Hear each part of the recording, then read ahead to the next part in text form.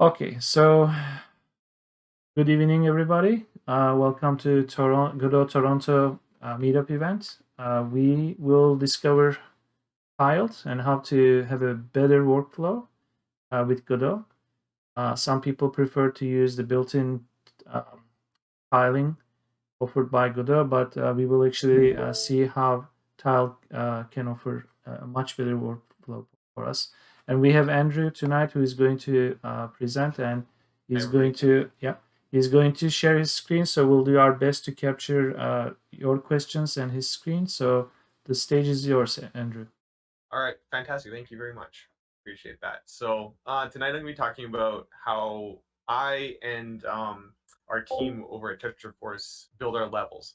So one of the biggest challenges, I'm actually just to go into me where I fit in that Tetraforce is our project, and it's a action RPG kind of adventure game. And I'm actually the artist. I'm only just kind of starting to get into Godot now as a developer as well. So I'm pretty new to GDScript. You guys are all probably a lot smarter than me when it comes to the GDScript, but I've worked in tandem now with Joseph Lesko, which I was hoping he'd be here tonight, but unfortunately he's not. So he's been the primary coding on this, and then actually Joseph Mangley, who's here tonight, has done all of our multiplayer stuff. So he's another part of the team that we've been working on now since last July on Petroforce, which um, you're following along in the presentation. That's the website that you guys are at right now. So with me being the artist, one of the challenges again, because I was so unfamiliar with GScript, is building levels became difficult and navigating Godot for me was a challenge. So Joseph Lesko develops a bit of a code for us to use tiled in tandem with Godot. There's already a plugin as well, which I'll be going through in a minute here. But overall, it's streamlined our workflow immeasurably. Honestly, like it's very nice to use. It's super fast and super lightweight. Honestly. So with that being said, I guess we'll get into it a little bit. So for anyone who's unfamiliar with Tiled, it's a map editor, a free map editor. So that's the other perk to this. It's not a purchased product. So I have the links at the very bottom of the presentation page. You can visit it there. But this is kind of the download page. So Tiled um, is really nice for any 2D projects that you might be working on. It's not really designed for 3D, so if you're working on a 3D project, this might not be the method for you. But anyways, isometric or just top down, even platformer games, those all can be used with Tile. So it's pretty easy to learn. There's a lot of video tutorials. I'm not really going to go through a lot of the basics unless people have questions, but it's free and it's easy to dive into. So I highly recommend giving it a shot and just playing around with it. It's a lot of fun. And then with Godot, there's actually a plugin. I'll go to the project settings here. The tiled map importer, which you can add straight through the asset library if you search up tiled. Can't spell. There you go. Yeah, so it's right there. So you can install this, and right from there, it automatically will start to import all of the maps that you create into tiled. So, is there any preliminary questions that you might have in regards to tile before I move on, Brian? No? Okay. So,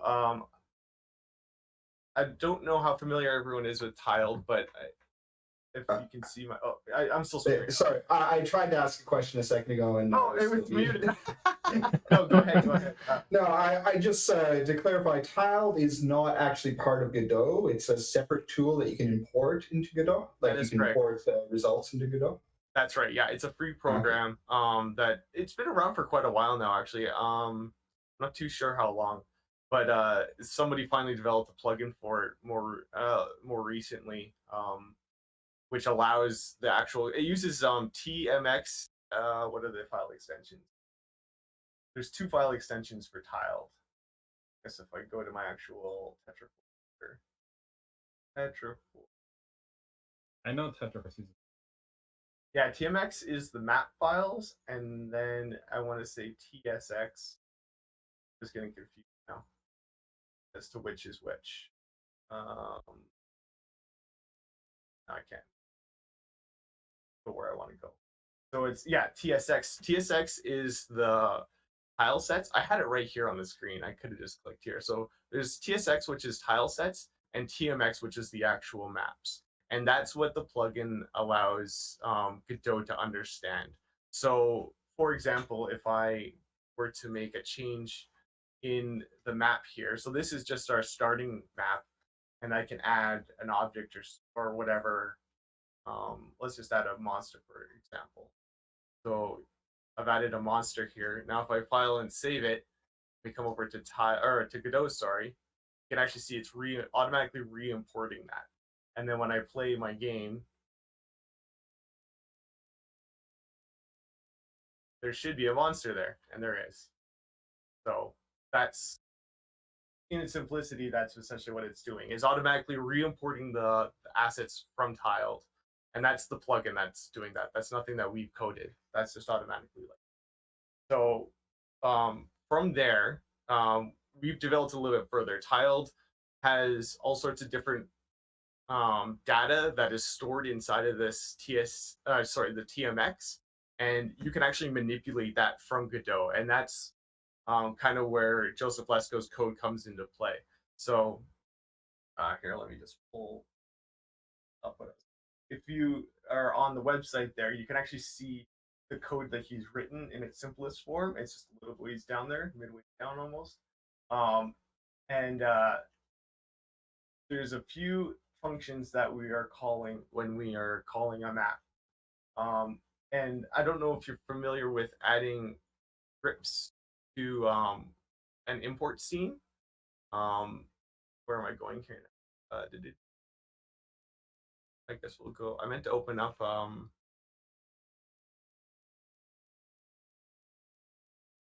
Sorry, 1 second here. I just have to find what I'm looking for. So this is our import code here, and it's being called whenever I need to open up a proper scene. Sorry, I'm going to open up.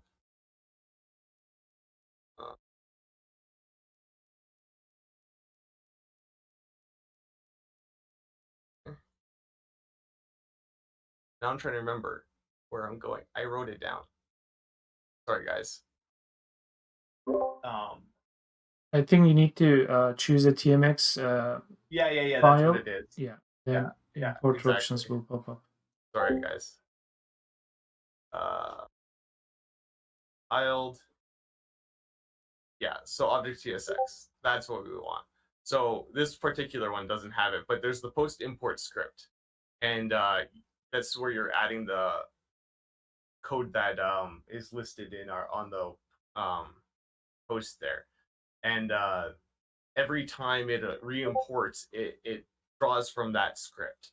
So it's really, there's not much to it. It's pretty simple. It's going to look for a few. It's going to look for objects, and it's basically going to look for what's called metadata in tiled. And if I'm doing a horrible job explaining that, I'm sorry. Basically, metadata is all sorts of different settings that you can have within tiled. So if you come here and I go to any of these objects, there's actually custom properties here, and that's the metadata that would be loaded into Godot.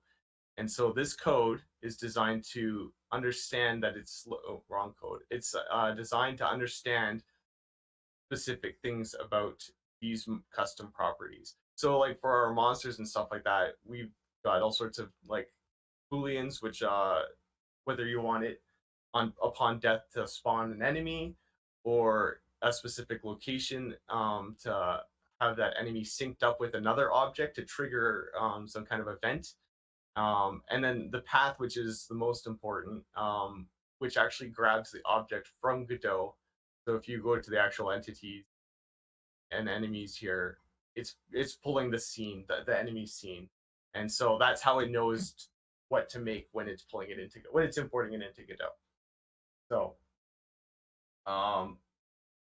that's essentially the basics of that code. So what I was mostly going to focus on tonight, and I'm talking really fast, so I'll slow down, is the spawning objects, which is like the monsters and pretty much anything that we've got in here. So we've got like pushing blocks, exit transitions, like how to change maps. I've even got like a cannon that'll fire and destroy walls and stuff like that, the bombable walls. You can pretty much make anything within that, because what it's doing is grabbing the scene that is in Godot, and it'll run the code that's there. So like if, for example, the exit code is right here, so it's coming to this every time it's being coded in by a tile. Is there any questions at this moment? For the sprites that are showing up in tiled for Yes. those objects, are, Yeah. are those sprites coming from tiled, or are they actually associated with Godot objects besides Yeah, the yeah. reference tab? So these are just actually saved out as separate images right now. There's an actual objects folder that I have where I just plunked this, in this case, 16 by 16 sprite. As you can see, like over here, I've got bigger objects. These are actually trees. So I've actually just cropped out a piece of them, and then when I was placing them in the map, I have to make sure I just place them. I like line them up or whatever where they should be, and then it spawns in the actual image. These are all animations, so they don't actually do anything. Not like the push block or anything like that. They're just strictly animated, which is one thing that I wish Tile did. Tile has the ability to have animated stuff in it, but for some reason the importer doesn't recognize that. So that's something that you have to do post Godot. Like the object has to be made in Godot still.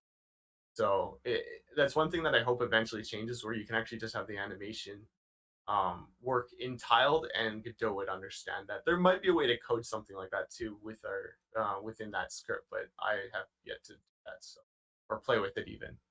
Um, Yeah, I know. Taking some of the ideas of like the post import stuff with some of the stuff Kumsal is doing, I think you could definitely like generate scene objects and stuff for that in the future. yeah. Like for now, they're just separate. I think I have them in here. So like I've got the beach auto tiles and stuff like that. These are actually built in Godot. So I open these up and do that. So I'm still loading it from tiled, but I am building them in Godot first. Which is, I mean, for the most part, that's how we're doing the enemies and all the behaviors and the push blocks and all those sort of things. Everything is, the objects are made in Godot first, but tiled will call upon it. And the powerful part of that is it's very easy and quick to edit. Like I can easily add as many enemies as I want, and then I can go and just delete them and erase them afterwards as well. I would. I say delete them, but I have the wrong. So yeah, and then there's also the ability to have stuff like tile maps replaced. So this water, we've coded. If you see here, there's a metadata called replace. So it's looking for that scene, the dungeon water, which is animated in Godot, and all we have to do is make sure this layer name matches what we've told it in Godot. And so it knows that if there's a layer named water, it'll replace it with the dungeon water. Same thing. Is that water auto tiling as well? Yes, in Godot it is. That's correct. Yeah. So is it in tiled or? I know we've tiled, or sorry, we've auto tiled it in Godot. So if you open it here, we go to two, whatever. So in tiled, do you manually like outline the shape, or to get like the nice looking water blocks? Sorry, say that again. So for in tiled, how you have like the square looking water, is that auto tiling in tiled as well, or did you yes, yes, that's actually one thing that tiled does quite nicely. If I go to one of the tile sets here, it creates a thing called terrain, and unfortunately right now it only I think what is it called, the 9? It's not the or it's not the 9, it's the 4 or whatever. When it comes to auto tiling, but it'll create a terrain automatically based on how you map it out here. So you can see that this is the outside edge, and then this knows that it's the inside edge, and each layer is its own separate terrain. And by doing this, when you're building your maps, if I go back to the map here, you can actually see there's a terrain tab down here, and I can select whatever of those walls that I want and change the size. If I make a new layer here, tile layer, I can draw pretty much anything that I want. And that's one of the things that I really like about tiled is the layer options. You can have as many layers as you want. You can sort of do that with Godot as well, but I feel like it's a lot more difficult to keep track of what everything is. This just kind of keeps it clean because you can have your object layers and walls and everything on its own layer, and it's very easy to switch things around. And then when you come to Godot and it re-imports it, it'll keep the same order that you created it, and things don't get mixed up or jumbled, and that way you can easily go back and forth between the any kind of I put on the wrong layer there, any kind of map that you're looking for. That was one of the things that I really like, especially because when you do the terrains or the tile sets, it keeps them together. Which another thing that I feel like Godot breaks them into pieces. It makes it a little bit harder and more confusing to keep track of. The tile will actually keep your tile sets quite nicely. It will keep them organized how you have them set up in the actual PNG or whatever you're saving out as. So you can see here, I've got just the blocks, but I've also set them up as terrain too. So I can come quickly make a swap if I want to, like on the water layer here. I can, if I don't want this to be that type of a square, I can actually, where is it though? Down here? Oh, I know why, because it's the dungeon tile set. So I can actually switch it here so that, oops.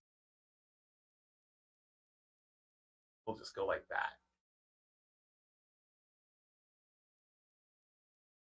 So I can easily remove that block. So now, because the way we built the auto tile in I don't know why it's not showing it here. It's been a while since I've set up an auto tile. I think you have to select the tile set on the right side. The sub object. Where it says tile set in the tile map area. Oh, is it? You're talking about this one? Oh, it's in this on the right hand sidebar, the inspector. The inspector. Tile set. Oh yeah, there you go. Yeah, so you can see here, and Joseph, you're familiar with Tile Setter, but we've basically created this in Tile Setter. So you can see here that it's instead of just the 9 blocks, it'll actually adjust itself. I am awful with the terminology, but it's the more intricate one. It'll 3x3. Yeah, that's right. Nine. That's right. It's 9 bits for each tile. That's right. Instead of the 4. It's on or off. That's right. Yeah. So we have that built in Godot that way, so that even if you make micro adjustments here, and I'll save our map. You'll see I've saved it. It'll automatically re-import it again, and then when you launch the game, it'll have updated. Oh, that looks actually looks weird for some reason. That's interesting. That's new. Of course it would be new, but it's updated it so that it's, see how it hasn't messed up the auto tile basically. I don't know why it's looking like that though. That's bizarre. Is it because you placed that ground object in the water layer? That's exactly what I did. It's the wrong layer. So okay. Yeah, that's exactly what I've done. So see how I've put the tile there? It'll replace it because it still thinks it's water. And that's actually the funny thing with this is I could draw pretty much anything I wanted. Actually, let's do this. So even though it doesn't look right and tiled, it just looks like blocks. It'll actually convert it to water once we re-import it. And I just wasn't paying attention. See, so now it's water. Okay. So it doesn't care what you visually make it in tiled, it'll convert it to water because you're telling it to replace to water. So what's the reason for the water layer being all replaced with water? Sorry. So like, why are you asking? Like, why is it? So I'm presuming with like the floor layer, you can have different types of tiles. Yeah, Right. exactly. So in this case, and I keep it visually the same, obviously. Like I want tile to look like how it's going to look like in Godot, not only for myself, Mhm. but for anybody who's opening the map. I want it to look like how it's supposed to. But in Yeah. reality, it could be this layer could Yeah. be just solid green for all I care, and it would still make it water post Godot because it's Yeah. Well, pulling I in was that water. wondering if there was a limitation of why all for the water layer it replaces everything with water, no matter what the tile is. While Because with it the can only floor, load. Oh, I see it. Yeah. Yeah. Because it can only load yeah. one scene, right? So in this case, this layer is the water layer. It's going to replace. If we open up, what's the best way? A breeze. Do I have overworld? So if we open up overworld, I also have like, the wheat and the tall grass, which do the exact same thing, but they're loading in the grass layer. So you can see here that it's got its own separate grass layer. It knows that that grass is cuttable. So you have to have those all on their own layers because it's going to replace that specific scene with that specific tile. So okay, so does that layers make are sense? for different kind of um like programmatical operations. Yes, correct. So Yeah, exactly. So So that way you're yeah, go ahead. I think in this case the programmer decide to render everything in the water layer regardless of its shape. It's just this is water. Yes, exactly. So I guess Exactly. it's it makes much more sense for you to have a more like high fidelity representation tile so you don't get confused. But yeah, you could technically put Yeah, any object in that layer and it'll be rendered water. exactly. Yeah. It's mostly for your user's sake so that it's easier for Yeah, you to yeah. identify. Definitely. So So and assumptions. Yeah, yeah, and as you saw, like I put it on the wrong layer by yeah. accident, and that is easily recognizable because of the fact that we've kept them on their separate layers. Otherwise, if I did it all on the same layer, it'd be very confusing. So yeah, and then where was I going to go next here? We're going to do objects, I guess. So, is there any other questions for like the user interface or anything about Tiled before I talk a little bit about how objects work in Tiled? No, Yeah, everything's good. good. Okay, so the other super cool thing about Tiled is the objects, which is what you saw with the monsters and all that stuff.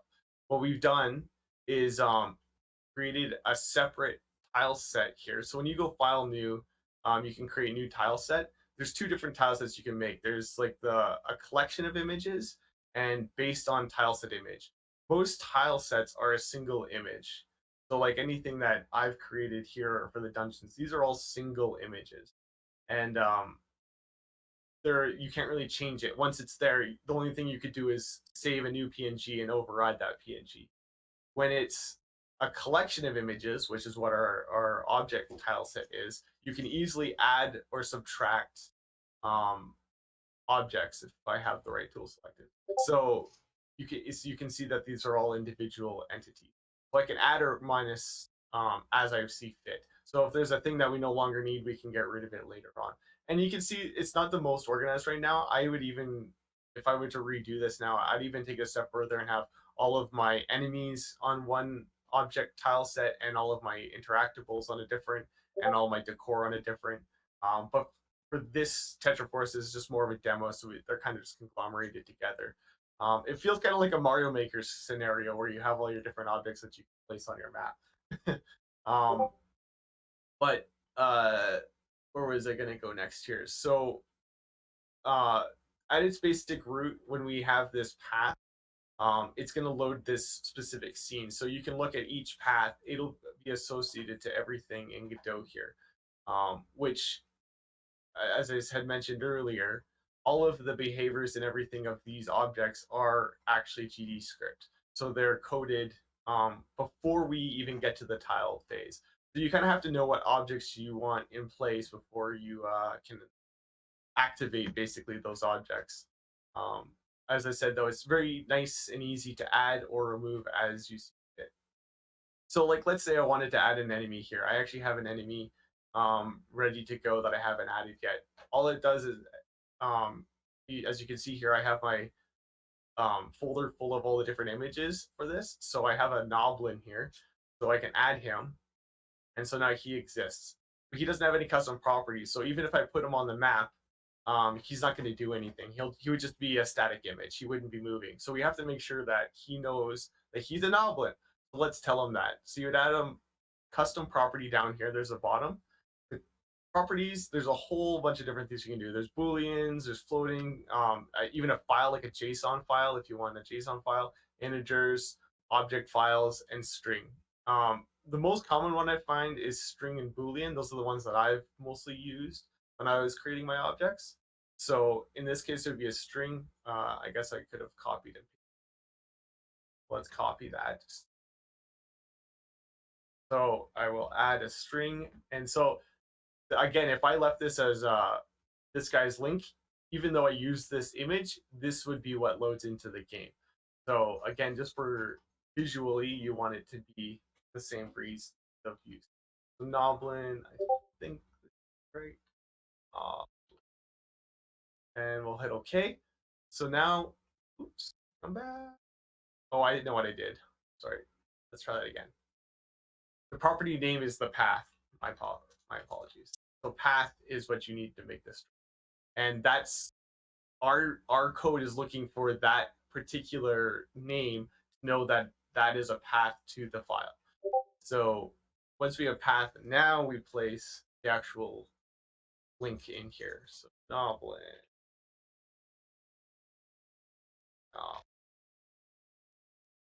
So if I hit save, and then I come back to my shrine, he should now be populated here. And there's the stamp tool up here, which allows me to place it. And another thing is these object layers are slightly different than these are tile layers. And I'll explain this in just a moment here.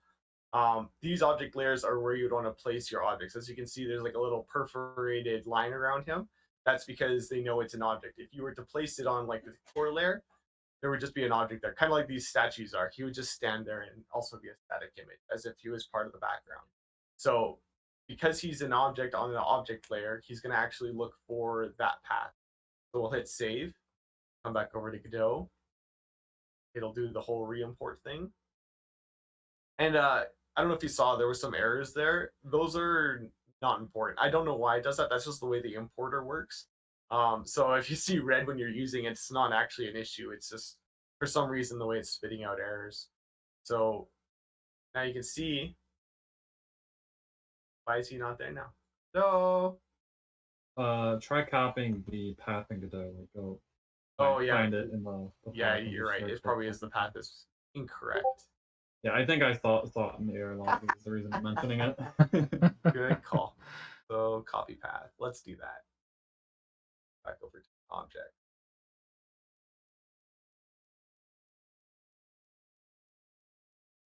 Save. I also notice there's two objects here. I don't know why that is. There we go. That's better. So let's resave it here. Try it again. I must have just had the path wrong. There we go. See, now he exists. There's actually two of them. So yeah, that's essentially what the object layer is used for. So now I'll explain objects a little bit better. So you can see we have a couple different layers here, but the objects layer, there's a little objects tab here, actually will give you the entire breakdown of all the objects in your map. And we haven't actually named this, but you probably should name them when you're doing that, so you can keep track of where they are. And you can see it actually adds the name right above him, so it's nice. You can actually see what you're doing. Let's see. See, I did place two of them. So that's the other thing. They can layer on top of each other in this particular case. The positions will not interfere with each other. Is that because they're objects and not like a tile? That's right. Yeah, because the tile would just replace the tile, or if they were on different layers, it would just like kind of overlap each other. So the objects will actually just stack on top of each other without caring, basically, unless you were to code it that way, I suppose. But the objects layer allows for all sorts of different entities essentially to be in the game, and we've named. I don't think it matters, but we've named this objects. But if I refer to the code here, um, it's actually looking for the layer object. I'm not in the import. So it's looking for object, which it knows that this is an object layer. So that's where this code is coming into play. So it's looking for, as I was mentioning with the path, it's looking for the meta path, and it's going to load an instance of that path. So that's where that is creating the object. It's adding that to your tree basically, and that's essentially the basics of that. Before I go too much further, is there any questions that anyone has in regards to that? No. Okay. Um, how should I go from here? So, um, Yeah, I had a question actually. sure. So you, that plugin script, is that a script that you basically write yourself, like customize your own script based on the object it is or whatever? Is that like a generic script? Everything. So Understand the yeah. Sorry. So this particular script that I have in the post here is something that we've written. It's not necessary to actually make tiled work. If you're doing the asset library and adding the plugin, it'll still load your maps. But again, as you can see, our code is sorry, my dog Well, is it's specific to the metadata because you want to be able to populate the exactly. you want to be able Yes, to populate the editor with all the any custom fields that you have, so you can have variants of your objects or whatever you're trying. exactly. So your project, yeah, the metadata will be specific to you. Obviously your project. So this code was basically, I posted this code just to kind of give you an idea of the simplest basic form that you could get yourself started, kind of thing, pulling that information and loading in the behaviors and stuff like that. So I wanted at least an example for you guys to actually see kind of how it works. And as you can see, it's pretty simple. It's calling this function every time it imports, just to load that path. And that at least allows the behaviors of those objects to take place. As I had shown with the water and stuff like that, that's another function that we have here where it's actually replacing the tile map and looking for those specific tile maps. And we also have, like, even as far as controlling and clamping the camera, you saw we have this zones layer, which is also an object layer, by the way. It's do I have it? Yeah, I don't have it turned on. So as you can see here, it's actually just a box around basically the entire visible area. And what that does is it clamps the camera so that the players can't see beyond that. The player can only see up to that point. And again, it's specifically called zones so that our code will recognize where is that at here? In this case, oh, it's uh, right here. Yeah, so it's looking for zones, and that's the way it knows to clamp the camera into place. So by having all of these all of this metadata, you can basically collect it all and pull it into Godot and manipulate it as you see fit. And even to go even further into like the objects and stuff like that, as you saw, I had all sorts of different variables and options. This guy just has his path, so I can easily add in so that he could spawn a chest or a key or anything like that. And in the actual behaviors of, I believe in this case it's in the actual chest tiles. Uh, where is Chad? There he is. Do I have a export weapon? Oh, I could be wrong. It might not be in. It's been a while since I've looked at it, so I thought it was here. But basically, they're all treated as export variables. So as you can see here, there's actually export variables at the top of a lot of our code, and that's where these are coming into play. So I'll show an example of that. Can I do it from here? Should be able to do it from here.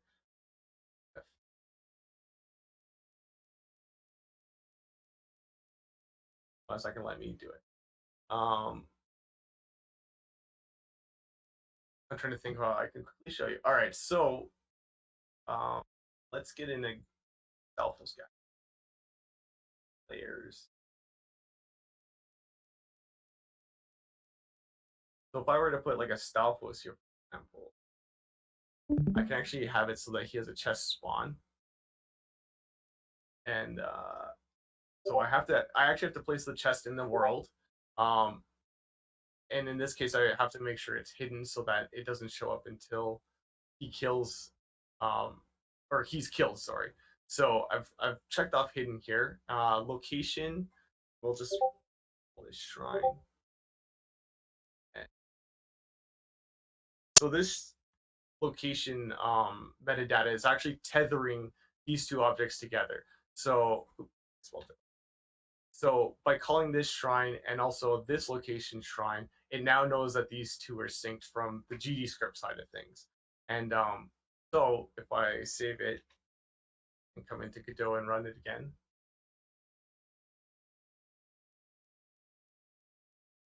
so as you can see, the chest is non-existent. I believe if he dies, oh, I crashed it. Non-existent function. I'm doing a very bad job of showing this off. Just spawn node. Why is that though? It said exit.gd. Is it thinking the chest is an exit? Is it thinking it's on exit? I was gonna show. Fine. It's so bizarre that it's not working now. All right, I'm not entirely sure why it's not working now. Of course, it's not gonna work for me. But as you can see, when he dies, it did know that there was supposed to be a chest there, and it should have spawned up at the top there. I should have tested that before the presentation. My apologies. Yeah, but that's essentially the idea behind tile. Do you have an implementation of that in the game already? Yeah, I do, and I was trying to. I'd have to walk a little ways, so we could try that. I can show off the game a little bit. As long as we could just show the configuration. Yeah, okay. Let's open dungeon. So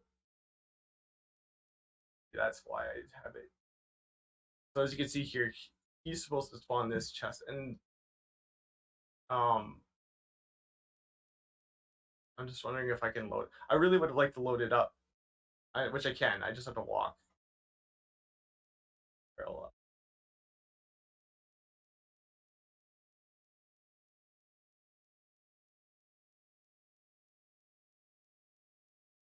So, but I'll show off a little bit of some of the other things that we've done here. So, like as you can see, the grass is actually being replaced. The tile map is actually being replaced.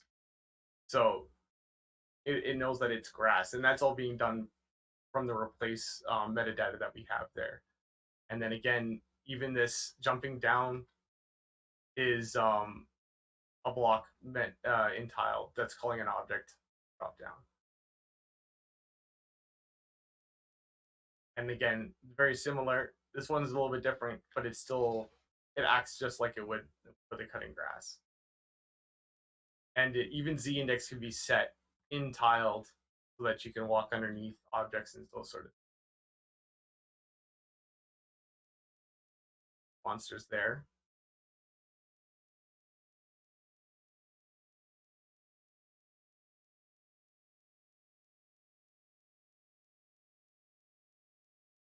Take you on the whole scenic tour.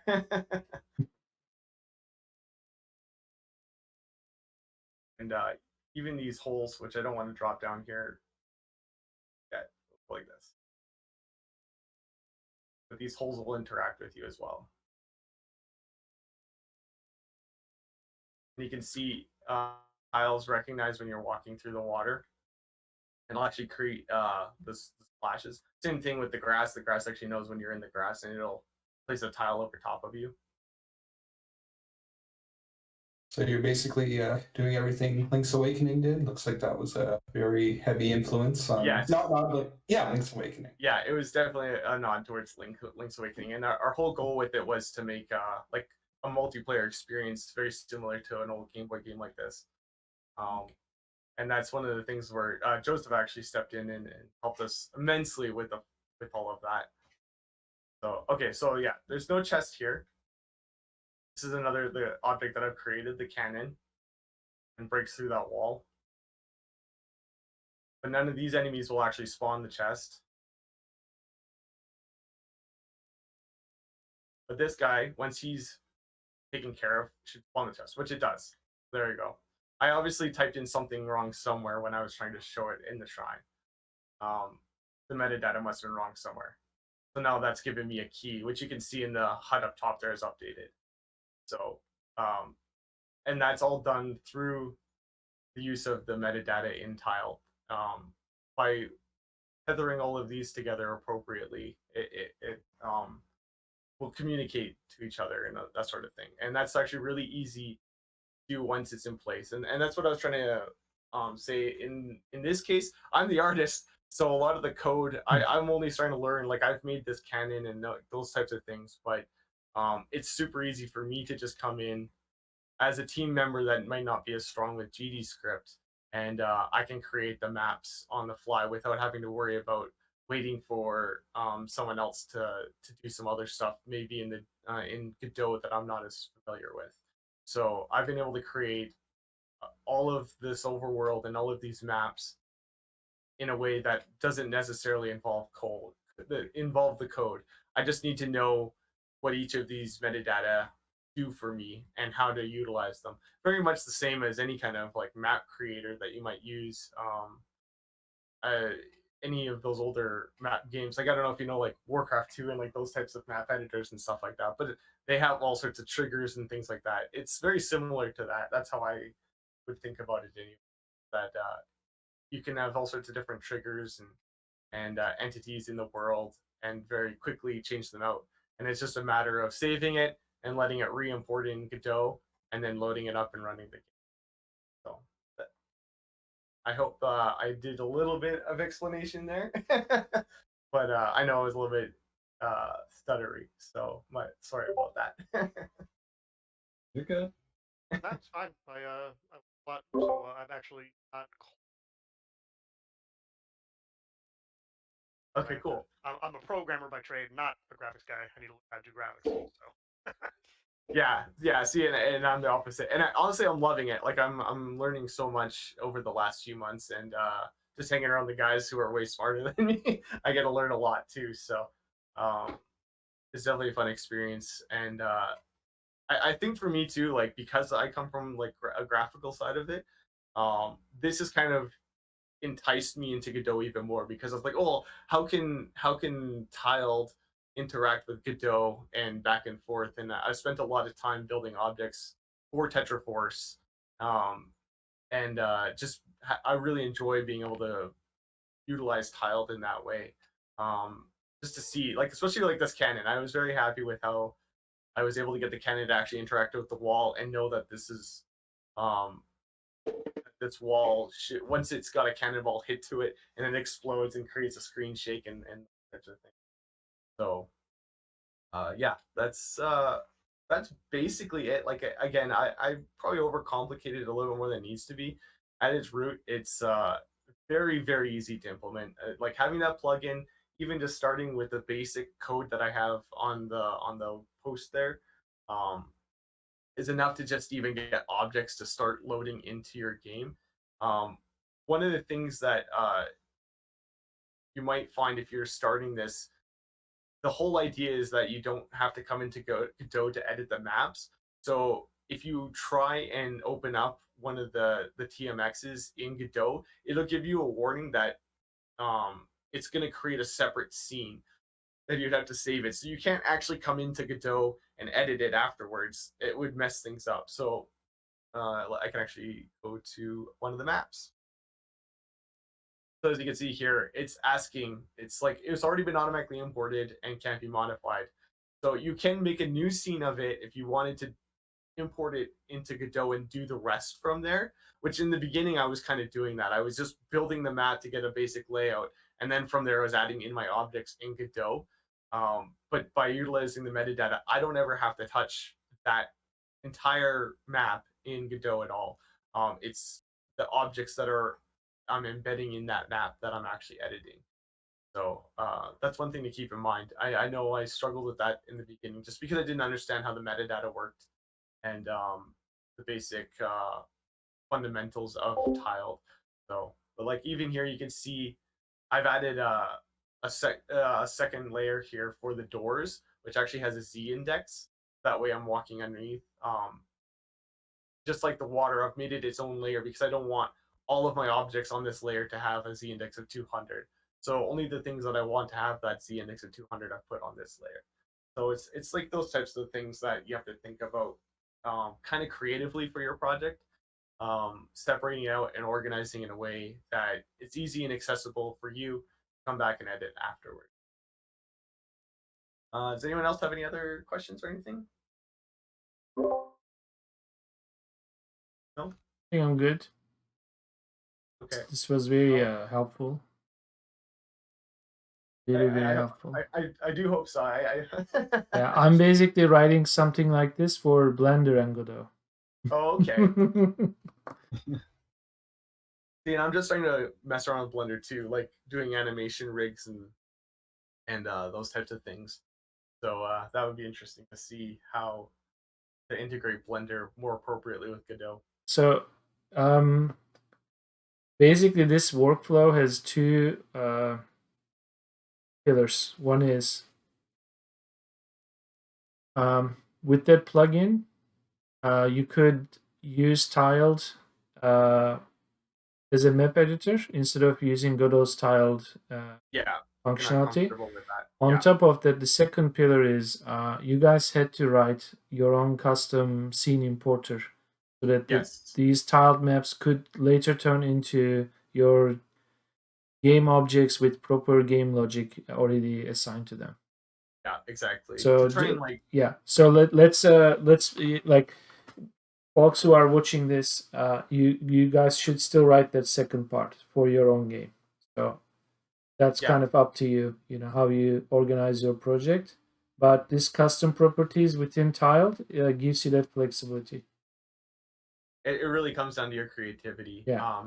You have full control over that, and obviously, as per project, that would be changing. But I definitely see a lot of potential for people who want to for their 2D game to try and have some kind of workflow where it's like, as I said, basically a map editor for yourself. Yeah.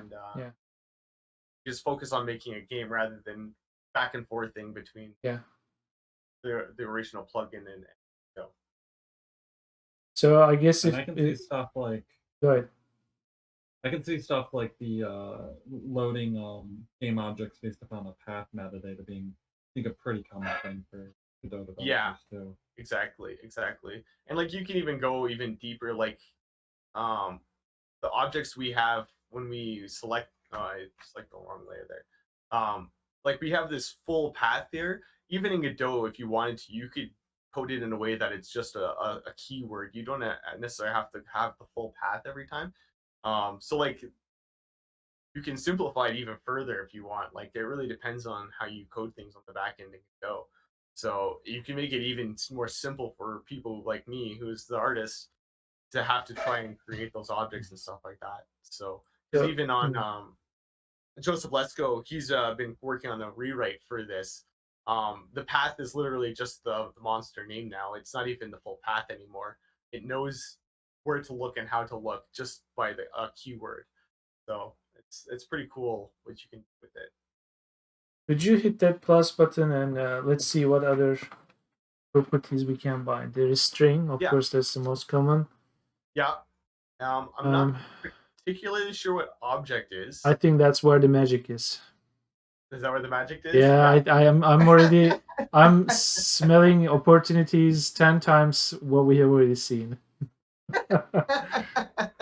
Because if you could bind pretty much what you see here into one object, then boy, that's like zipping the whole thing into an object. Oh yeah. I'm guessing. Yeah. So could you click that? Let's see what happens and type an arbitrary property name. Let's type in. You Let's know, just type yeah. yeah, type zip. Let's see what comes up. So there is the So you search. get search objects. Awesome. Okay, now I'm done. Okay. So if my current game project doesn't work out, which is a 3D project, I may actually investigate tiled kind of. Okay. So this allows you to select multiple objects or Yeah, singular exactly. objects. Ah, interesting. I'll have to do some more research on that as Yeah. well. Okay. So and then obviously you've got integer and files. Like I know there's JSON support with this. I think that Um, file could easily give you guys that path. Like you could maybe choose the path already from That's Godot. true. That's Oh. true. Yeah, you probably could do something like that too. Color could be very useful. Yeah. And then obviously I use Boolean a lot, and Yeah. then there's floating values as well. Cool. So there's all sorts of different things that you can add, and very customizable that way. And I mean I've barely touched a lot of the stuff that tiled can do. Like you can set all your collisions in tiled, like using this tile map, and it'll actually import those collisions in Godot as well. So you can save yourself a lot of time. Because that's one thing that I'm not particularly fond of is how um, collisions are set in Godot. So it's still a little tedious, but it's still easier, I think. You can even have like custom shapes, right? There's all sorts of different ways to have it here. And you can go in and modify it afterwards if you like as well. Cool. So yeah, there's all sorts of cool things there, and I kind of touched on the terrain. That's another really good thing. I'm not familiar with Wang sets or anything like that, but it's got full Wang set support, which I think is the isometric, if I'm correct. I think that's like the isometric views, stuff like that. Are there any other kind of cool things that Tile has? Again, you can even have like image layers and those types of things. And I don't know how Godot handles that, but I imagine it would just import it as an image as well, and all that sort of thing. And you can even have it in subfolders too. If you have a massive map, you can actually have all sorts of folders to layer it and keep it organized and that sort of. Um, yeah, I really enjoy Tile, so I do hope that you guys can see some potential in this well. There is obviously little quirks like Tiled has full animation support, and then Godot doesn't bring that in with the particular plugin. But there's definitely got to be a way that you have control over that or can make that afterwards. Obviously, we have a replace type setup, but there's other ways I'm sure to do that as well. Yeah, that's essentially what I have to say about Tiled and Godot. Thank you for hard work and the presentation. This was this is gonna be very helpful. But that it will be helpful. I think now we can go deeper into specific areas if we have more questions. Just discover things. So Yes, by all means, ask as many questions as you can, and I'll even like as far as how some of the objects or whatever works if you're interested. Happy to go through that stuff with you guys. I have one actually particular question about animation. Yeah. Say, could we just try the most basic animation in tiled and export it? Yeah, we can. Maybe we can figure out how Godot can recognize. Sure, you want to give that a try? Yeah, like is it like sprite, like a series of sprites? I have no idea how it's. Yeah, I'm trying to remember. It's been a while since I don't use it. I haven't. Because with Godot lately, what I've been doing, like TSCN is essentially a text scene file. Right. Yeah. Yeah, and material is also another text file. So I've been writing basically just text files and just changing the file extension. So I've been cranking out like hundreds of files based on some kind of like loop. Oh wow. So if we could figure out a way to do that, like if whatever we can read from TMX, and if it's compatible that way, and maybe we could actually write our own animation importer into Godot from TMX. If I can think, I'm gonna look up how we do. Not just fumbling around looking through the file. Objects. looking for the documentation.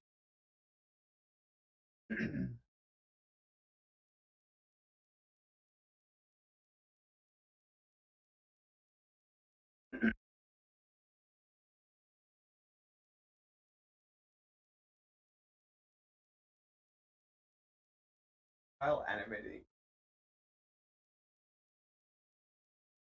Oh, okay, so there's like that. This guy here. So Okay. let's see. Tile animation. Bring this up.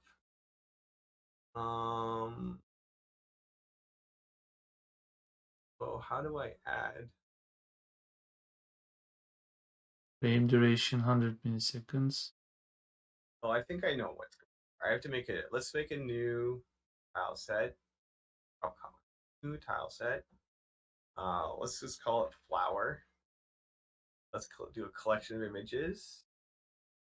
That flower. Then we're gonna click this guy. Why can't I select? So I guess you want to select a different object set. Yeah, I want a different folder here because it's like in this folder, but select the tile in the main tiled window. Oh, I think I have to add. Yeah, the collection. Let's just open. Let's just switch it between those two. Yeah. Since they're on the same image. So if I click the camera now, oh yeah, there we go. Frame duration. Okay, so select the tile, make the tile set. Oh, okay, so you should break the there. There we go. Oh, Now, nice. now it's gonna animate. So these are you obviously can control the milliseconds. Yeah. We'll make them flash like rave flowers. Actually, you can see the animation down the bottom there. That's Yeah, it actually flickers there. Yeah. Can I zoom in there? No, I can't. Oh, but if I zoom in there, it does. There we go. Now we Cool. can see it. Yeah. All right. So It's actually going to be a couple limitations. Go actually doesn't support animate else. Actually, do it. I don't think it's tile sets yet. yeah, and I think that's the So problem. you can do so you can do it as an object, right? But you can't do it Yeah. as a tile set. Yeah. And I don't know if the engine's going to recognize X file. I think that's just good what the editing issue is for right tile. now. Because if I have that flower now, I actually have you can see here that see how it's we can Yeah, actually see it's it an animate, animation now. right? Yeah. But then if you Maybe- save it and bring it into Godot, let it re-import, it'll probably Yeah, just I be a think you- static flower. Yeah. I'm guessing you'd have to create custom import scripts. That Yeah, would, I think so. Convert it to a game object instead of Right. Yeah, it would have to be an object. You can't do it in. And I think that Yeah. when I had it in 4, I think they're talking about doing. It's not a thing yet. So if we And had to do this animation in Godot, so you had to manually pull those. yeah, Like which put- is exactly what yeah. I've done. So yeah, my question was more towards like how can we automate that, and that's part of this import script. Yeah. I believe it could be done, but maybe. Well, I think on the plugin script, the plugin script looks like it uses pretty much anything you can encode. Exactly. I suspect it would be. Yeah. And like so as Godot you is very good about allowing you to do everything in code and not requiring the engine.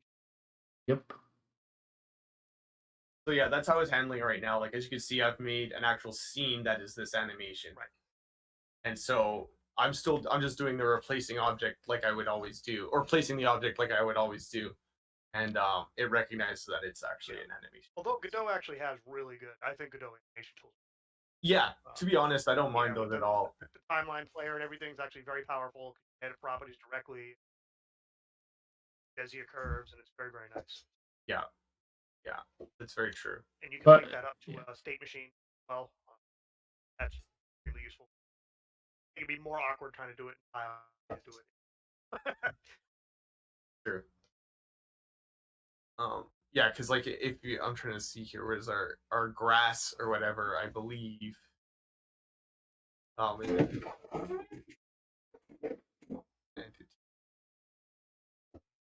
I can't remember where we saved our grass. I thought it was in here. Type But in essentially, search files, maybe it'll. oh yeah, cut grass cut. Oh, that's the actual effect. We want all grass. All grass. There it is. So yeah, like as you can see, this is just actually a tile map. But I'm trying to remember exactly where, or maybe it was the cut that we wanted. Actually, it has a script. I bet it's auto-generating those. Yes, that's exactly what it is. All we've done is how did I do that again? You can click on the Steam, the little script button. Sorry, what's that? the On the left-hand side. The parchment icon next to the tall grass on the left. Yeah. In the on the left scene in the tree. scene view, like the hierarchy. Yeah. Yeah, so like it's recognizing that it's being cut from the back end or whatever, like when the object is hitting it, and it'll automatically update that map because it's the 9x9 or whatever. It'll automatically correct itself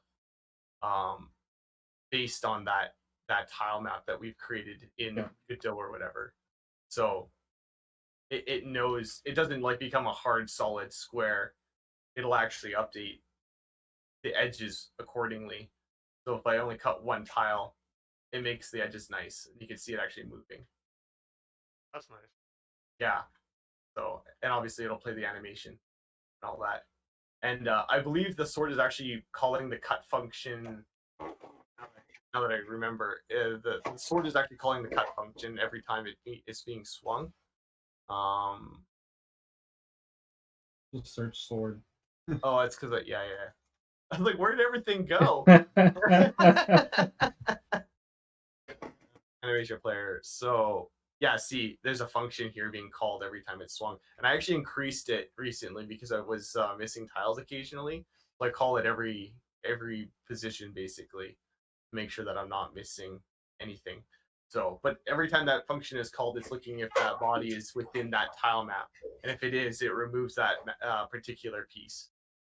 So it's pretty cool. It's an old little thing we have going.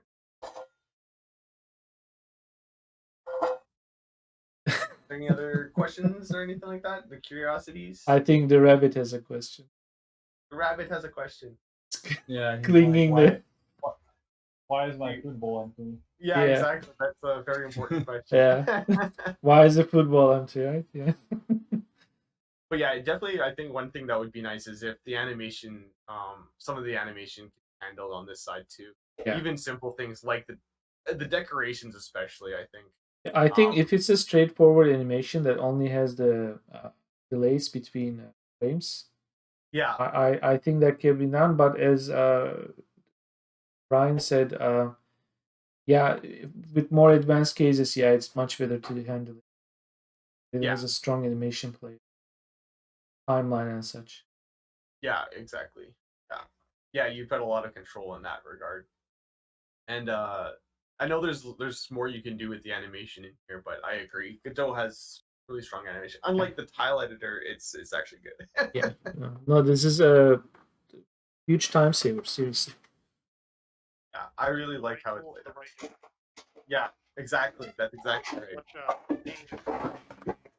right. Yeah, exactly. Yeah, no, I think it's great. One thing as well that I have noticed with the importer, it doesn't support, like, you can actually mirror objects and rotate objects in the map editor, but it doesn't recognize that in the importer. So that is one thing to keep in mind. It messes up if you use these here. You'd have to do it from the Godot side if you were to, or make. If you look at that importer, actually, there's some comments about code of my attempt to scale things based upon the height and tile. That's funny. Yeah, well, because they put it in so you can, instead of having like one exit, instead of having like two exit tiles there, you could just have one and stretch it. Yeah. But apparently the offset of was getting broken anytime you scale it, because I think it always centers tiles when you import them, Oh yeah. and because Yeah. of that, there's some math problem there. Yeah, and I noticed that like because my trees are 32 by 32 instead of the 16 by 16, so I was having like weird offset issues, and that's why you'll see in like that's why I made it in the object layer only. I made it the 16 by 16, so I wasn't having that weird math offset issue in the actual once it imported it into the game or whatever. So I just made it one tile, placed it, and then it would load it in the right place in the actual game or whatever. Yeah,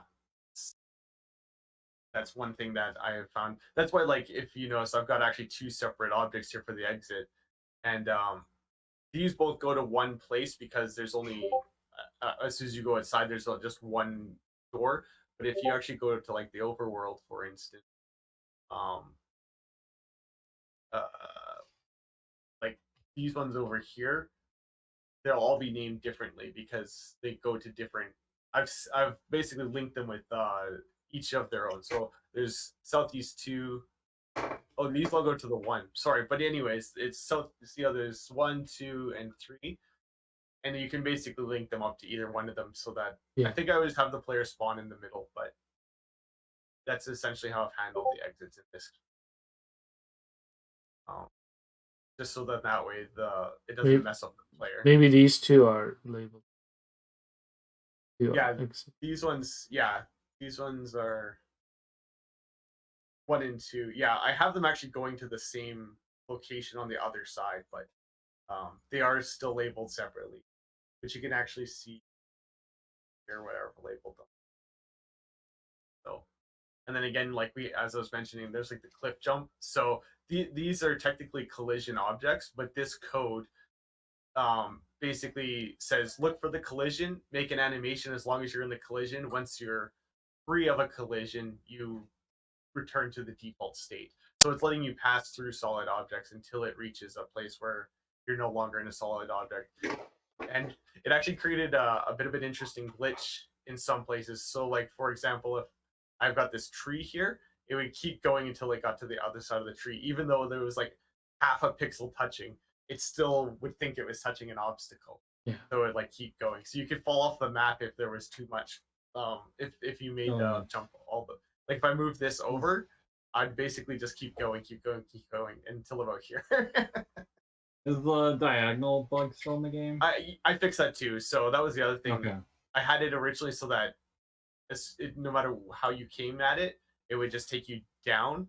But you could it bugged out and it was like letting you go on angles as well. So I had to tell it like 4 directions instead of anyway.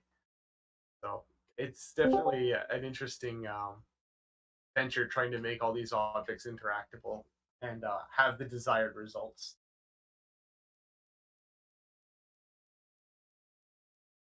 Yeah, well, tiled plus your art turns out to be a pretty good match. Yeah, I appreciate that. I've really enjoyed making the art for this game. It's nice to see something come alive like that. I've done before I was making video games. I've only been making video games now since like 2019. My wife and I actually did like comic books and graphic novels before this, so it's a little bit different universe for me. A lot to learn, but it's fun. Yeah, it's a great time to be making video games. We have all these tools. Yes, in this day and age, it's so much easier compared to Free how it tools used to too. Really? Yeah. Yeah, I wish they used these tools at work. It's all raw C++. Yeah, that would terrify me. Like, honestly, like even Godot, like Godot is like I don't think people realize yet. Godot's a simple. It's incredible. So many. Oh yeah. It optimizes for the correct variable, which Yeah. I think now is the bottleneck on getting a game developed actually time. It's not firepower anymore. You have more than enough to draw trillions of pixels, every second. Like it's not a problem at all. Yeah. It's all about the development. That's the problem. Yeah. And it solves that. Yeah, that was basically my decision. Like when I switched to Godot from Unity, first I start to write my scripts in C#, and I quickly realized to parse a simple JSON file. I was writing file streams, JSON parsers, and whatever. It's just opening one single file, and I haven't even begun writing my game code. And I okay, forget this. I'm learning GD script, and it took me one afternoon. Like one afternoon. That's it. It's like okay, You have it's like a simple file opening. It's like the game engine should handle that for you, and it's like you have just enough code in Godot to do the most basic things. So Right. And the fact that it's so small yeah, and the engine itself is written though is Yeah. actually kind of crazy yeah, because that means you can write a tool. I have tools that are in my game that are inside my engine code yeah, that I'm also just using. Like I just run it as a scene. yeah, I save data. I save it to a database I have built into Godot using something that I downloaded. yeah. I have like a SQL database, like data. Like it's just so integrated and simple. Yeah. And, Yeah, you and I should talk, man. I have something common with that kind of workflow. That's cool. Very yeah. cool. Yeah, well, and even like I don't have a coding background, and I mean I've picked this up in like 6 months, pretty yeah, much. there's a lot of intuition. I mean, it's still programming, right? But Yeah. there's a lot of intuition into the way the engineers designed. They made this right. We're gonna avoid like Python's kind of weird modeled it on Python. Yeah. They want to avoid a lot of like Python's weird conventions that are like designed to save keystrokes and that kind of stuff. They didn't do any of that.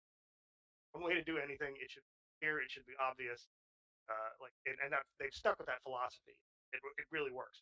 It makes the engine. I don't care about saving keys. I care about saving thinking. Yeah, exactly. I want to be able to read it. I'll type more. It's fine. Yeah. Yeah. Definitely. Yeah, even with the stuff I do in Python, I would totally like the way that looks simpler and is easier to understand over something that's smaller. Right. And Python's good. I mean, I'm not hating on Python. Oh yeah. But I think for my GitHub is game all development, Python. you have to learn so many things that you kind of don't want to spend a ton of time learning a thing, get the thing to work, and then move on to the next thing. True. At least that's my philosophy. Yeah, well, yeah, with indies, it's kind of the only way. So you get a little bit more leniency in the AAA space, but yeah. Well, yeah, if I ever have to get a job in game,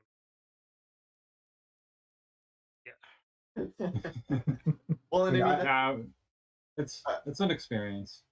Yeah, and I was gonna say, like, for me, a lot of it too, like, I'm not savvy with a lot of that. I just want to make a game. I just want a game that works. I just want to be able to make a game and focus on the things that are actually about making the game, and not try and learn a whole bunch of the back end, like nitty gritty and. Yeah. Well, the problem with us engineers is that we also get into the engineering a little too much sometimes. And, over engineering. So I have a question/comment for Jeff. He's been working on his own game called Tobor. Tobor is the working title. Yeah, it's not the final title. So I think your game could benefit from these tiles and Godot. Yeah, right. It's a side-scrolling platformer, and that the levels are going to be made using tile maps. I'm not really sure if it would make too much sense to add another big element to the tool chain at this point, but it does seem like, especially since, as you mentioned, there are some parts of it that still don't quite work properly with Godot, like the mirroring you were talking about. And I think the mirroring part doesn't work with their custom importer. It works with the normal importer. Okay. Yeah, it's something that's dealt with on the plugin or whatever. And I found that it doesn't necessarily always work with that, but yeah, to me it sounded like the custom code that you guys wrote didn't handle those. Yeah, it doesn't really handle that. That's the plugin itself. But like, even if I were to mirror it, it just like basically it makes that tile not exist. It just disappears, and I don't know why that is particularly. Yeah. I mean, it's not the end of the world for me. Like when I create my tile sets, if I want like an orientation, as you can see here, like I've created Just two flip different version. directions. Yeah. Godot Yeah, tile I've even just mirrored it. allow Godot handles another. Yeah. No, You don't actually have. there's a rotation tool in the tile map editor. There You is. can mirror and rotate within the tile Well, map. then it's Yeah. probably possible to make like that. Yeah, Translate exactly. That's that data my into- thought too. It could be Yeah, overcome. yeah. It's just not natively built into it, but there's definitely got to be a way to have it understand that. Definitely. So yeah, And- maybe give it a try, Jeff, and then see how it applies. Yeah, I might. Yeah, But yeah, I hear you. It's like throwing Whenever you another add layer a right element now. whenever you add a new link to your tool chain, there's a new place where things can go wrong, and it's already pretty complicated what I'm trying to do. So I'll kind of see if once I get into really doing a lot of levels, if I start pulling my hair out with the Godot the Godot tile map. Yeah. Yeah, it's good to know that I have this option. Yeah. I do prefer to keep my tool chain simple when I can. Right now I'm actually it's still the game project, but right now I'm working on a web utility to generate some JSON files that I'm going to need in the game. And I've just been doing there's a lot of JavaScript in that, but I've just been trying to do it all with plain vanilla JavaScript instead of trying to build up trying to import a bunch of frameworks and stuff because Yeah. There's a tool that can be. yeah. It just needs to work. And I was gonna say that one of the ways that we got around the sprite direction, like you can see here, I actually have a metadata that I can change the direction of like the cannon or whatever. So like I can have up, down, right, left. Yeah. Just based on that, and it'll load the direction that I want it to do. Same thing with like the NPCs as well. They have the same thing where I can control. I their wonder direction. for the object, if you notice if you like select an object, Yeah. there's a flipping booleans for vertical and horizontal. I wonder instead Oh, if yeah. you could calculate that value from grabbing those. Yeah, you probably could actually, quite honestly. Yeah. Yeah, this is I- worth investigating more to see what like how those mappings can actually go into. Yeah, definitely. Yeah, like Oh, sorry. Well, just one thing I am a little bit worried about in terms of my game is that my game isn't a pixel art thing. I mean, right now it's using a lot of pixel art assets just because those are easy to find on like Open Game Art and stuff. But the final game will be using hand drawn kind of ink drawing assets, and so the backgrounds are going to be tiled. Just that's that would be easier than hand drawing every single area of the game. But it's not really meant to really appear to be laid out on a grid, and a lot of the objects that I'm using are not really 16 by 16 squares, or they're not based around that sort of thing. So I'm not sure if mixing them might cause some problems. You can create the tile sets can be pretty much anything you want. Like I've set it to 16 by 16, but like you could set it to be like 64 by 64 or whatever resolution you're working at. So it obviously doesn't look like if you're looking for like the handcrafted or whatever, you have full control over the size of the tile that you're working with. And like I'm working in a super tiny setting because we're basing it off of like a Game Boy game, but you could pretty much build it at anything you want it to be. And as I said, there's a lot of image support in this. Like I could load in straight up just images if I wanted to. So if you wanted your assets to actually look like just actual hand drawing, you could very easily do that as well. And with the custom collisions, like you can have polygon collisions, so you don't have to necessarily have your collisions even based on squares. Like they could be any shape that you want. I'm just trying to think of the trees. Yeah, if you go to the tiled website, the examples it has, like That's some true, of them are that's true. tiled art, and then some of them are this one's super isometric, almost looks 3D.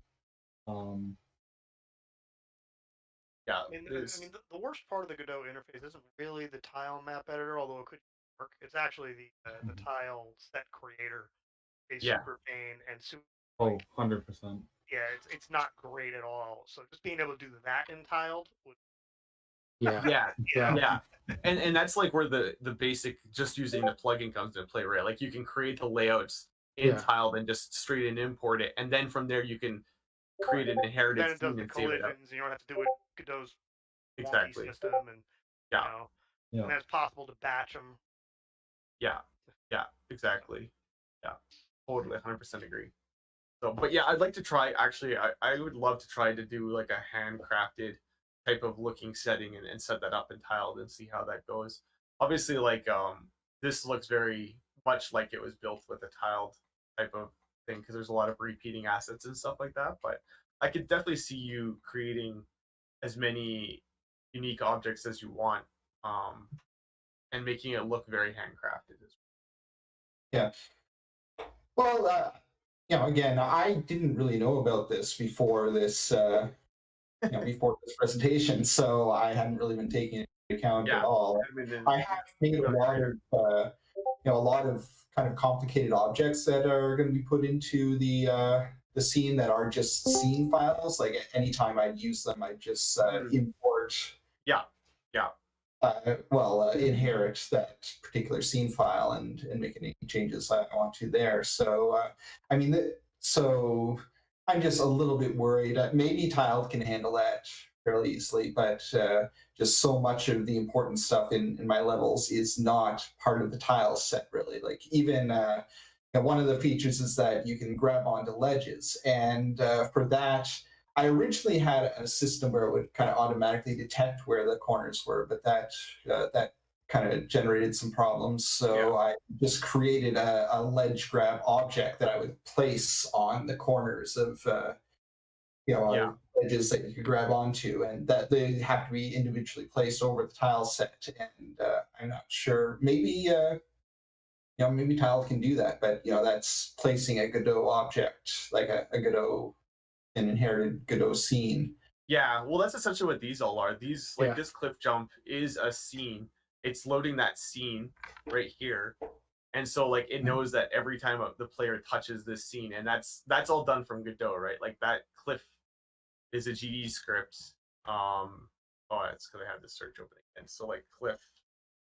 Um, See, it's the scene right here, and it's just looking for that. This actually isn't exactly the script for this is actually in the player, but not here. But essentially, that's what's happening. Is it's looking for that object, and it knows when it interacts with that object, basically. So everything is still being handled from Godot in that sense. You're basically just placing a visual in this map for it to know exactly where to find it, kind of thing. So Yeah. you So would have your full edge grabber in this case is the cliff. exactly, Yeah. exactly. And you can make this small too, or like if you just wanted it to be like 4 pixels or just the very corners of your tile, you could totally do that too. Like it could be any size you wanted it to be, whatever. Um, because at the end of the day, you're controlling that size in here. Like I've got it turned off right now, but you can see the actual collision itself all within that tile. So it's pulling in this information. So there's lots of different things you could try for sure. And see what Even if I don't actually, I would be able to just make a tile, a tile map within tile, and then just import it, and Godot would treat it as if it was just a regular tile map that it created with Godot, right? Yes, correct. So I could do something like make my background or make my level in tiled, and then just within Godot add the extra stuff, like like I was saying, the ledge grabber, which that might be tiled, but there's other things like there's cables that are part of the background, but they use it's been a while since I worked with it. I think it's a curve 2D to actually draw the line, and that is done within the Godot editor. Yeah. And, I could see like building. Yeah. Which is as I had then once mentioned. it's imported, it's a saved file in Godot as a scene, whatever, Yeah. like objects and that kind of. Just because, like, think about just modifying a game, you're often looping back and forth all the time. Yeah. And you don't want to be in a situation where you're locked out of the file because it's Yeah, and that was the challenge I found with it is like, what you have to be sure that you're done with the tile object. Never done. Yeah, well, that's the thing, right? Because like once you import it and then save it out as an inherited scene, if you were to go back to tile to make more edits, you'd have to like re-import it and then save it out as a scene again, and it wouldn't necessarily retain that information. Can There you might be a create way a scene and then have that imported scene as a nested scene and do all your edits in that scene, or you actually don't make any direct changes to the imported scene? You probably could do something like that. Yeah, Or like another layer on top. yeah. Obviously, I don't have an example to show something like that, but depends on the diff between text file and actually happening under the. If the file types are different, and you can do editor. Well, I believe that it converts the TMX to the equivalent of a yeah, it converts it to a tile map itself, basically, or in the case of the object layers, that converts those into PSX. Yeah. So I think as long as you don't make a change to those specific files. Oh, You right. should be Okay, so good. I know what you're talking about now. So you'd have like the TMX file, like, but it would be like a scene underneath, and then you have your other thing where you put your other Yeah. object kind of on top of it. Yeah, I exactly. understand what you're saying. Yeah. That makes a lot more sense. Yeah, and then you can still edit in tiled, but you're not blowing up all the other stuff. Exactly. Yeah. Yeah, that's a smart way of That's doing it for sure. Yeah, that's smart. Yeah, I can see that working.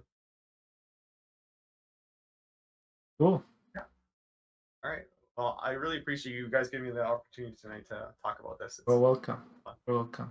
Yeah. So maybe now is a good time to ask if any one of us would like to tackle the next presentation night's topic. What is the next topic? Or is it... You spoke first. You decide. You give the presentation. Okay. Yeah. No, actually, I mentioned this because I did have something to show off. It's pretty Cool. minor. But, so, anyways, I'm Brian. I don't know if you guys haven't done one. I'm game developing for about a month now, and I want to start a company. Curious about it. Got about 6 months of runway to get this thing done. So see how it goes. Good luck. So anyways, I'm building a space-based game called Titan's Reach. It is essentially the Avengers in space. The idea. That sounds cool. I actually don't have much to show because I'm mostly at this point I'm like building tools. Like I'm working on a dialogue editor now. I built a tile editor because I have to make isometric tiles, like RPG, like almost random hitting tile battles, kind of thing. Working on that, so I'm kind of like building my tools and figuring out the process for all the artwork and how the hell I'm gonna do the thing by myself, right? The only thing I had to show off is I wanted to show off. I made a really star shader that I'm pretty proud of, and I've never written shaders. So actually, what I was saying, we are. I mean, I'd be glad to look at it. But if any one of you guys would like to give a presentation like next time, like say an hour or an hour and a half, please write to me. But yeah, let's see your shader work. I'm always excited about seeing more shader work. So. I'll switch to your stream. And this is the type of stuff that I actually want to start learning here. All right. All right. So first of all, Godot has actually got really good tools for shaders, so you can modify them in it.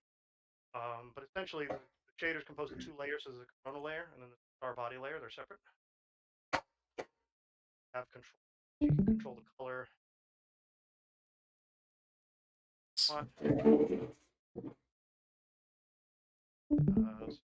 Make it go fast. Like I'm trying to work on Yeah.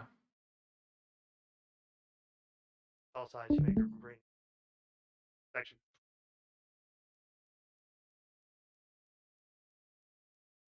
Corona has a whiteness, redness slider.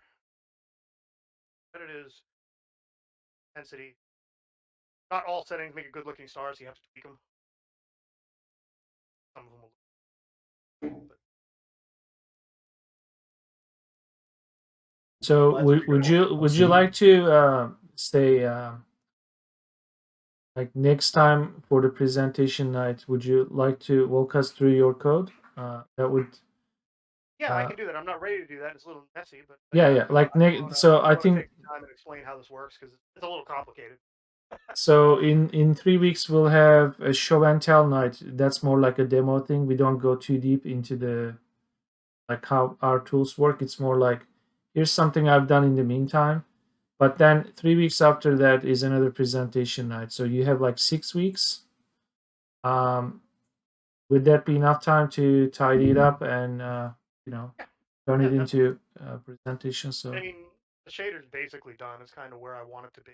yeah, Game is in exploration mode. It's supposed to be top down. Like you have like a ship, almost like a top down, like twin stick shooter. yeah, And you explore and you kind of fly over the star and around it. And I put it in a parallax layer in the background, so it kind of looks larger than it flies by really slow, but it's still there.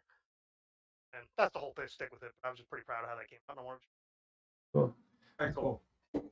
So Yeah, certainly. I have used shaders for a couple of things, but well, for one thing, every shader that I've done so far has just been operating on one pixel at a time. Like it looks at, you know, what color pixel is this, and takes a few so other parameters from from outside the shader, and then modifies it. But I haven't done things like that Corona cloud that you have. That looks like it's operating on a region of pixels at the same time, and changing a pixel based on what pixel is near it.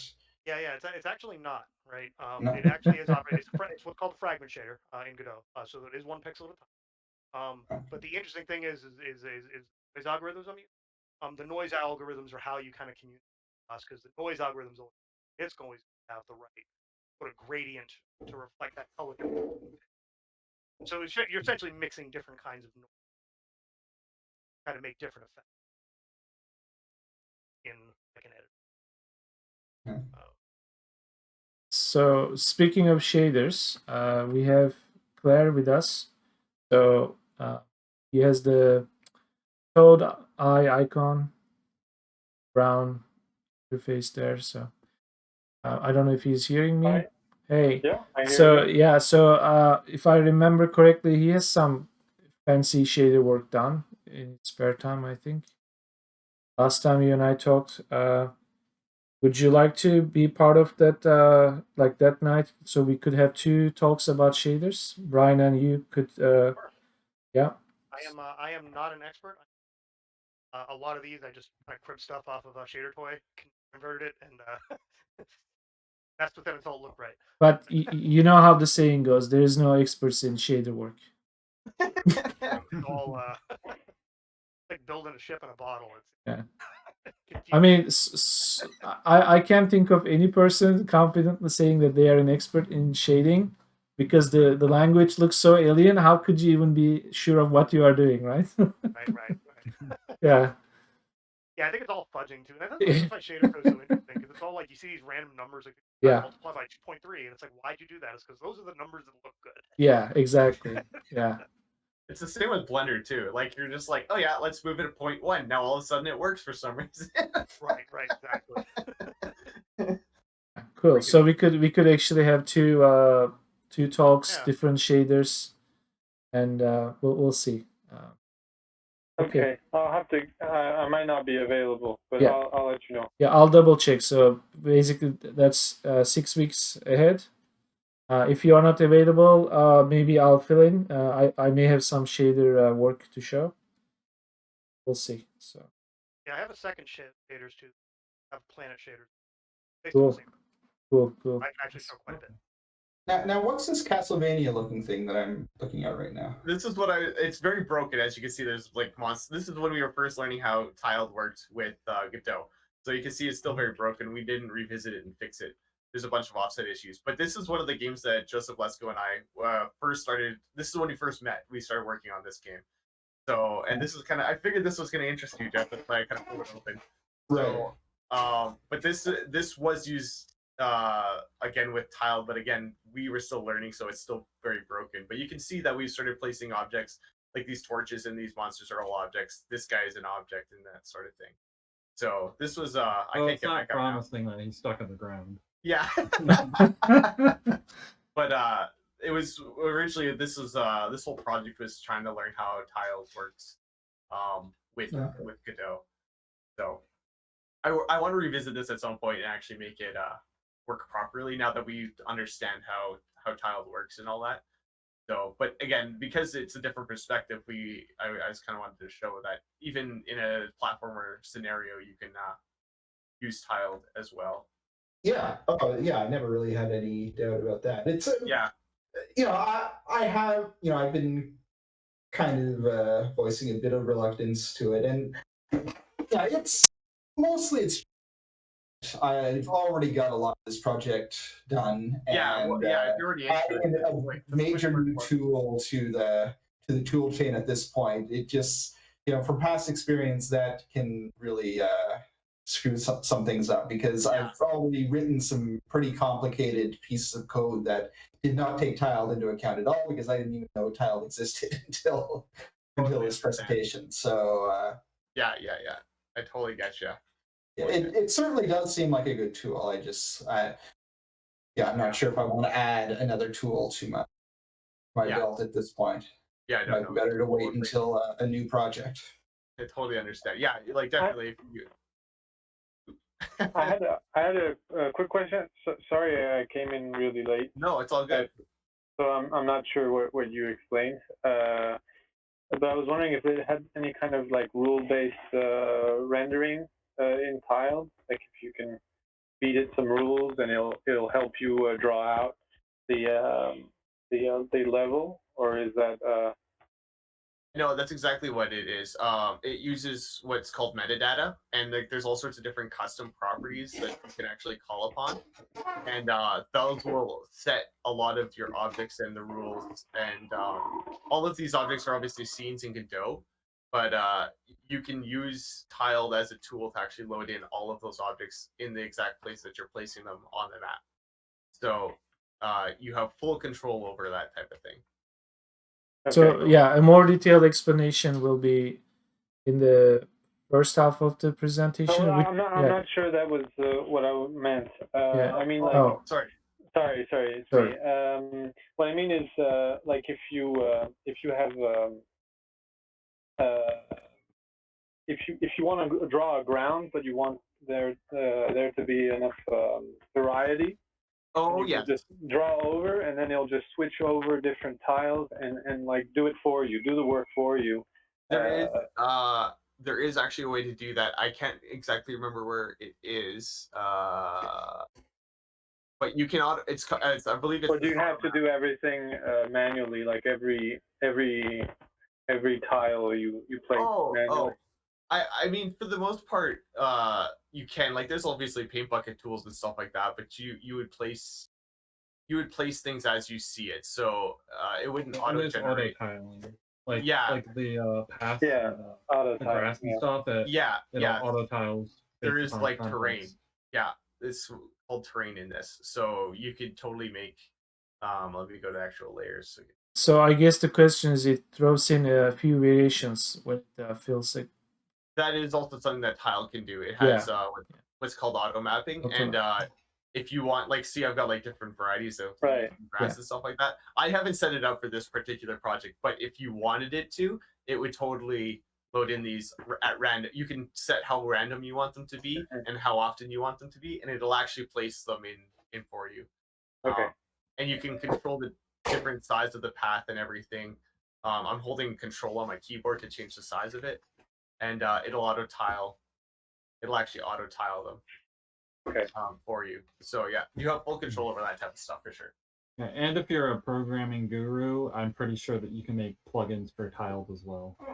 Yeah, mine's not working for some reason, but Joseph Lesko actually made a hotkey where I'd push like F3, and you could actually select the eggs. It would load all of the exits that you have on a particular map, and you could select the exit that you want the game to load at. So I could that's what I was trying to do earlier. I could have started at the actual dungeon instead of like having to walk all the way through the world to get to where I want to go. So it was like you just push a hotkey, it would populate a list of all the exits. You're like, okay, I want to start at the dungeon, and you can select that, and it would actually load up in the dungeon. So again, I can't really explain that because I'm not the one that wrote it. I don't really understand it, but it was very handy to have that I could load anywhere that I wanted to test a particular area. So that was super handy. Right. There's definitely some pretty cool things. So yeah, for people who joined us in the middle of the talk, this talk is still being recorded, so you could find the footage you missed later when we post it on our YouTube channel. So you could see more nitty-gritty details when you have more time. Yeah, and I'll be posting the post on our website publicly after this as well, so you can reference basically the word and all the text in association with video. Yeah, I believe there's the password in the meeting notes, so that the page Yes. actually has the So you could Yeah. find the document in the meeting notes room on Discord. Yeah, so this was eye opening. A lot of I'm glad it was. I'm really happy. yeah, at least for me, because I mean I'm not doing 2D work these days, but this is the kind of workflow I'm working on these days, like tool automation, all that stuff. Yeah. So it's along the same ways. It's exciting. Yeah, I'm really excited to see what you come up with in that regard. Yeah. I really want to see more Blender support with Godot as well, and that's exciting. Cool. So we could hang out another 10 minutes and maybe call it a night. Up to you Yeah. guys. Sure. Sounds good to me. So we have a member I have not seen before. I can only see the nickname Shibi. If you could actually see your real name, that would be really helpful. Your mic is off in case you are speaking. You have questions, topics that you would like us to cover in the next sessions. Either you could say now or later. Up to you. Oh yeah, my mic was off on purpose. I didn't want to disturb you guys because I dropped in lately, and I've been following the guys before Tetra Force came out, so I know what they've been working on, and I've seen all the videos. So I was just lurking around. All the stuff they've been doing in the past 2 years has been amazing. They've been introducing me to Godot and everything. So I didn't really have questions. More like I was curious about what's going on here tonight. And I wanted to thank you specifically for creating this meetup. I've been looking at your LinkedIn and all the stuffs, and I was really curious about who you are and what you're doing in the scene. So good stuff tonight, by the way. Cool. Thank you, and welcome to the group. He's Kinsall Strains as well. Yeah, I'm. Want to see what he's up to. I'm actually excited to hear about Brian's plans because I'm a fresh business owner too. I start my company in August last year. So good luck to you. It's going to be a wild ride. So Yeah, what he's building the plane while you're kinda. And part of that work involves live streaming. And for an introvert person, it's especially difficult for me. Sometimes Joseph hangs out with me on Twitch, and so it's crazy. So Here you on the introvert part. Like, I'm not too bad, but like I definitely feel it. It's just especially with the way the last year has been. I'm just like, all right, I'm gonna be comfortable now and not talk to anybody. yeah. So yeah, I'm trying to break the Right. comfort That'd zone be every great. single day. Wonderful. So it's all you kind of have to do it, man. Like unfortunately, Yeah, it's I got laid off about a month ago. Sat around and I looked around and said, okay, got savings. Know kind of how to do this. Budgeting what years now, kind of on my own. And why not? Let's give it a shot. Sure. It's like writing a book, right? Writing the great American novel. Like even if I fail and one person buys my game that I don't know, that's enough. That's success. I built a thing. I published. I can put out in a resume. I go bank or something. You know? That's exactly where I was 9 months ago. So still surviving. Right. That's the trick. What, That's what, exciting. yeah, what is fake it until you make it? Yeah, that's right. That's exactly what it is. See what the future holds. Yeah. It is a good feeling though. Like as I said, my background is all in comic books, but just having people, anybody, just like enjoy it. Like you I'd be at a convention and selling my books and stuff like that, and just having people I don't know come up and actually know the characters and talk about the characters. You're like, you actually read it. It's like, holy Right, cow. nowadays, nobody cares, but they actually Yeah. into it. Yeah. Yeah. Well, and like you have to be humble about yourself too, right? Like you're like, I have to do this for me. Like regardless of whether somebody's gonna end up liking it or not, I have to do this for me. And I totally get where you're coming from. Yeah, well, it's like because like making a video game is like it's artwork, is Totally, 100%. not like it's kind of not banking software. That's it. And like, yeah, I've said before, it's like coding is art. Yeah, it literally is. Like, it's no different than writing a novel. Like, it's a form of written art. It's very much Unless art. it's Java. What did he say? Unless it's Java. I see. Gauntlet Throne. Does anybody defend Java anymore? I don't know.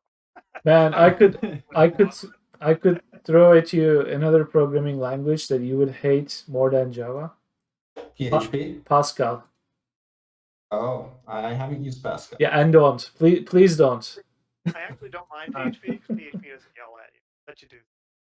I prefer languages that give you freedom over languages that yell at you. Yeah. Java's yelly. It's loud. It's neat. And my philosophy on Java has always been it's if you want the simplicity of a compiled language combined with the performance of an interpreted language, you go with Java. I feel like JavaScript frameworks is kind of in the same now. Like they gave away all the advanced interpreted languages for a compilation step that doesn't actually actual compilation. Yeah. So yeah, especially with WebAssembly. And I like frameworks. Frameworks. I'm a web developer. Okay. Like I like the framework. They actually do coding easy. Like they just completely butchered what you know. Crazy how much it's changed, like just over the years. Like right from the roots and the like, yeah, totally different now. Yeah, I remember the days like early 2000s. I used to be a web developer too. I did it for more than 15 years. How we used to write JavaScript for 2 different browsers, and it had to be written in a drastically different way.